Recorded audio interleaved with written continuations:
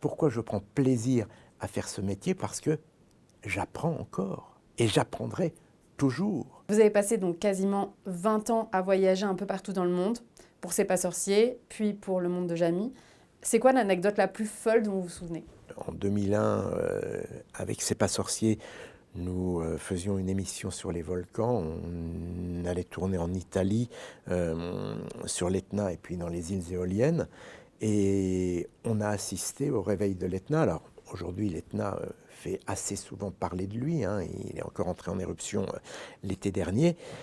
Mais à l'époque, il n'était pas entré en éruption, je crois, depuis la fin des années 70. La veille de son entrée en éruption, on était en train de marcher au bord du cratère qui va entrer en éruption quelques heures plus tard. On a assisté en pleine nuit à ce réveil. Ça a duré toute la nuit. On était au bord du volcan. Enfin, au bord du volcan, on était à 500 mètres du volcan. Il y a une expression que je sors souvent. C'est le volcanologue qui était à mes côtés qui m'expliquait ça.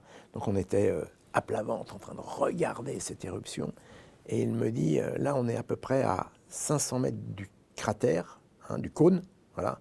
Le cône fait 500 mètres de hauteur et la fontaine de lave, au moment du paroxysme, c'est-à-dire au moment où elle est la plus puissante, fait elle aussi 500 mètres de hauteur. Et ça, c'est un spectacle, mais grandiose. C'est fascinant.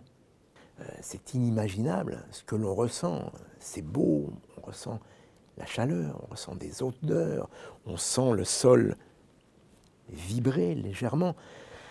Donc c'est très très fort, c'est très très puissant. Donc aujourd'hui encore, après, comme vous dites, plus de 30 ans à faire ça, vous apprenez encore?